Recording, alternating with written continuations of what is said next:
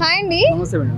నమస్తే. So June 4న Peddi అయితే release కాబోతుంది. సో థియేటర్స్ లో ఆ రోజు ఎలా ఉండబోతుంది అంటారు మరి? రచ్చ అనమాట. అలా మనం చూసాం కదా, రంగస్థలం చూసుకుంటే అంటే ఒకప్పుడు క్యారెక్టర్ లేదు అంటే యాక్టింగ్ కాదు, ఆ కైండ్ ఆఫ్ లో చేసాం. రంగస్థలం సో యాక్టింగ్ అంటే చూపించారు.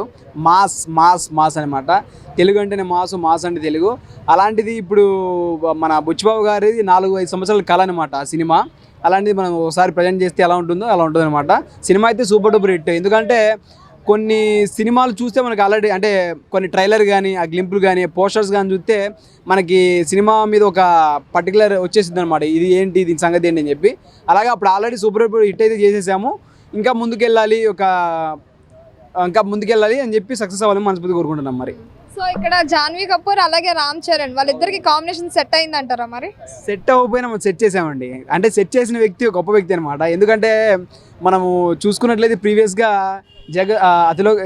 జగదేగుడు అతిలోక సుందరిలో శ్రీదేవి గారు మన చిరంజీవి గారు చేశారన్నమాట. అలాంటిది మళ్ళీ ఇది జనరేషన్ వీళ్ళది. మళ్ళీ రామ్ చరణ్ గారు, జాన్వీ కపూర్ గారు ఆ జోనరు అంటే క్లింజీకి సెట్ చేయాలని చెప్పి బుచ్చిబాబు చెప్పారు కదా, అలాగే మంచి సెట్ అయిందని చెప్పి అనుకుంటున్నాం. మరి అంటే కొన్ని సినిమాలు కలిపి తీసిరని ఓకే చెప్పారు. అవునవునవును. అయితే ఏంటంటే ప్రతిదీ అంటే కాపీ అని చెప్పి మనం అయితే అనకూడదు భయ్య. ఎందుకంటే ఒకటి థాట్స్ కొన్ని ఎక్కడి నుంచి వస్తాయో మనకు తెలియదు అనమాట. దీంట్లో బుచ్చిబాబు గారు మాట్లాడితే ఎన్నో ఇంటర్వ్యూలు చూసాను నేను కూడా. ఆయన డిఫరెంట్ కైండ్ ఆఫ్ దగ్గర నుంచి ఆయన తీసుకొచ్చామట. పెద్దిరాజు ఒకటి క్రికెట్ ఆడే ఒక వ్యక్తి వాళ్ళు ఊరినోరంట, తీసుకొచ్చి పెద్దని పెట్టాడు. దాని తర్వాత ఇంతమందికి ఎవరో పైల్వాన్ ఒక ఆయన అదే బండలు ఎత్తి ఇవి చేసేటోడంట వాళ్ళ ఊరి సైడు, అదే తీసుకొచ్చి పెట్టాడు. అచ్చమ్మ అని చెప్పి ఒక వాళ్ళ అదేంటి కళ్యాణం ఒకటి ఉంటుందంట, అది తీసుకొచ్చి ఇక్కడ ఆమె పేరు పెట్టాడు.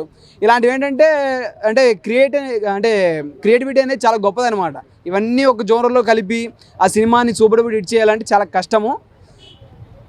ఏం పర్లేదు, మీరు ఎలా అనుకున్నా పర్లేదు, సినిమా అయితే సూపర్ డూపర్ హిట్ అవుతుందని చెప్పి నేను అనుకుంటున్నాను. మరి జూన్ 4న పెద్ది అయితే రాబోతుంది Ram Charan the.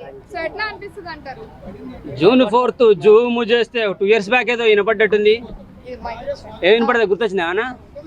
June 4th Zoom చేస్తే 2 years బ్యాక్ ఏదో వినపడ్డది మొత్తం ప్రపంచం అంతా. పిఠాపురం. ఈసారి కూడా జూన్ 4th జూమ్ చేస్తే పెద్ద సౌండ్ వినపడుతుంది కావచ్చు. పర్లేదు, అది బాడీలా కనపడతలేదు. బంగారు కొండ ఏదో అంటారుగా, బంగారం కొండ ఆ టైప్లో కనబడుతుంది. ఫస్ట్ సినిమా 100 crores కదా, ఖచ్చితంగా ఈసారి 1000 పెట్టేసుకున్నారు. ఫస్ట్ ఏఆర్ రెహమాన్ అనగానే కొంచెం డీలా పడిపోయినా, తర్వాత జాహ్నవి కపూర్ అనగానే డీలా పడిపోయినా. కానీ ఎప్పుడైతే గ్లిమ్స్ రిలీజ్ చేశారో అది చూసిన తర్వాత ఆ టీజర్ గ్లిమ్స్ తోటి అర్థమైంది, ఓకే ఫస్ట్ సినిమా ఉప్పెనతో 100 కొట్టాడు, పెద్దితో ఖచ్చితంగా మనోడు పెద్దోడు అయిపోతాడు, 1000 crores కొడతాడు అనే ఫీలింగ్ కలిగింది. చాలా బాగా అనిపించింది. ఆ తర్వాత వచ్చిన సాంగ్స్ కూడా మనం అందరం చూసాము, ఎంత వైరల్ అయినాయో. సో ఈ మధ్య మన జాహ్నవి కపూర్తో ఇంటర్వ్యూలు కూడా బాగా వైరల్ అవుతున్నాయి. అంటే ఖచ్చితంగా సినిమాలో స్టఫ్ ఉన్నదని అయితే అర్థమవుతుంది. అయితే కొంతమంది హిందీ సినిమాలు చాలా వచ్చినాయి, ఇది సుల్తాను, లగాను ఈ టైప్లో ఏదో ఆటలకు సంబంధించి అన్ని కలిపి మిక్స్ చేసి కొడుతున్నారు అని అంటారు.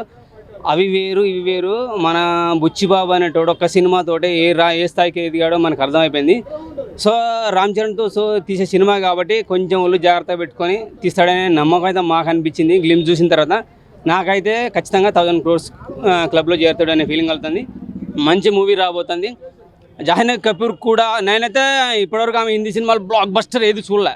ఖచ్చితంగా వాళ్ళ తల్లికి ఎలా అయితే సౌత్ ఇండస్ట్రీ మంచి నేమ్ ఇచ్చిందో, ఒక అందగత్తె అందాల తార అని చెప్పి శ్రీదేవిని మనం ఒక రాకుమార్ లెక్క, రాజమాత లెక్క చూసుకుంటాం. ఆమెని ఒక టోటల్గా ఆ హీరోయిన్లకి అందాల్లో అందరికన్నా నెంబర్ 1 గ్లామరస్లో కానీ ఏ విధంగా యాక్టింగ్లో కానీ అలాంటి నేమ్ మళ్ళీ ఈమెకి ఈ సినిమాతో వస్తానే ఫీలింగ్ అయితే కలుగుతుంది. ఎందుకంటే హిందీ ఇండస్ట్రీ ఇంతవరకు అయితే జాహ్నవి గారికి ఎటువంటి నేమ్ ఇవ్వలే, ఏదో హీరోయిన్ కూతురు అన్నట్టుగానే వస్తుంది పోతుంది. ఖచ్చితంగా పెద్ద సినిమాతో జాహ్నవికి అయితే మంచి పేరు వస్తుంది. అఫ్కోర్స్ రామ్ చరణ్కి గేమ్ చేంజర్ తర్వాత చాలా ఆకలితో ఉన్నారు ఫ్యాన్స్ అంతా. ఖచ్చితంగా ఉరుకులు పరుగులతో సినిమా చూస్తారు. ఖచ్చితంగా పెద్ద బ్లాక్ బస్టర్ మూవీ అయితే అవుతుందని నా ఫీలింగ్.